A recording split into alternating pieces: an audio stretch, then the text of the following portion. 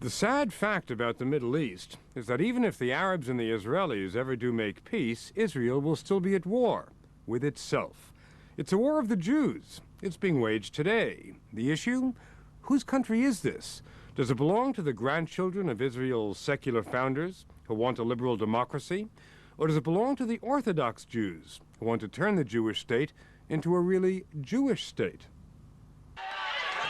In Israel's civil war, it's easy to spot the opposing factions by their uniforms. One side dresses like most of us and wants a country which looks like California or the Côte d'Azur. The other side wears black and sports beards and wants a religious state ruled by the rabbis and religious law. We're not really connected to one another. We're not really part of the same people. And we're fighting over who gets to control this country. Author and former government official Ze'ev Chefetz is terrified by the prospect of a religious takeover and believes the possibility of compromise is diminishing by the day.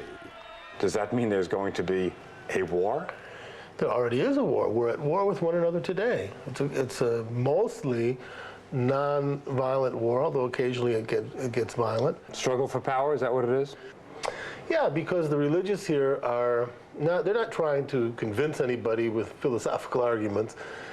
These are politicians, and like all politicians, they're engaged in a struggle for political power. But that struggle is very new. Until recently, ultra-Orthodox Jews were not interested in having political power. The country was run by farmers and soldiers, the guys who made the desert bloom and won the wars. There were religious people, but their numbers were small, and they were happy to stay in their neighborhoods, their schools, and their synagogues. But then their numbers grew, and their political parties became powerful, so powerful that they now hold the balance of power. In fact, the most spectacular success in Israel's elections last year was that of a religious party which wants, among other things, to close down all roads, restaurants, and places of entertainment on the Sabbath. That was, in effect, a declaration of war. We don't want to obey religious laws in our daily lives. Tommy Lapid is a television personality who entered into the political arena to run in last year's elections. The party he leads has one platform: stop the religious. We have to fight this phenomena and explain even to them that it's wrong what they are doing, that we are living now in a time of computers and God is living somewhere in Seattle and preparing the next issue of Microsoft. Did you say God is living somewhere in Seattle? Yes. Lapid's party came from nowhere and did amazingly well with barbed rhetoric like that and with outrageous TV ads like this. Sabon kasher, shampoo kasher. One of the things he says is that keeping kosher is not a religious obligation.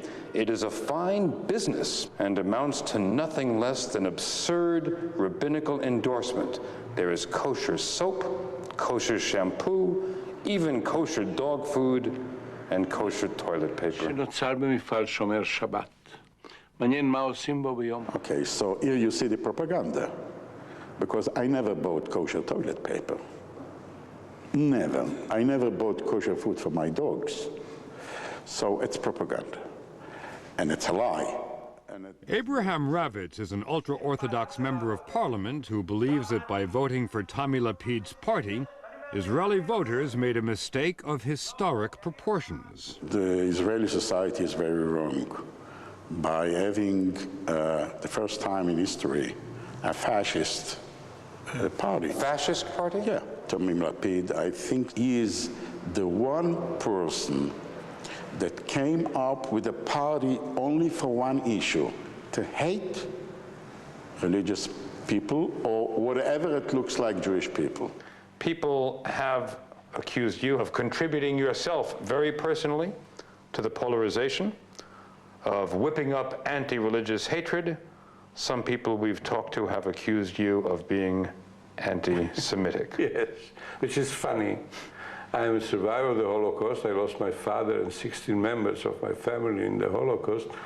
To accuse me of being anti-Semitic is like accusing the Pope of being against the Catholic faith.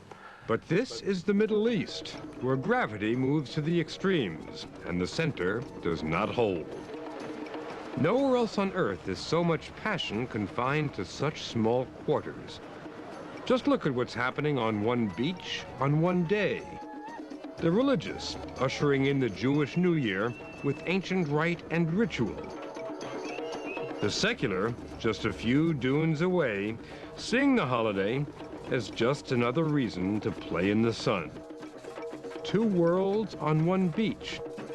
But whose beach is it? Whose Israel is it?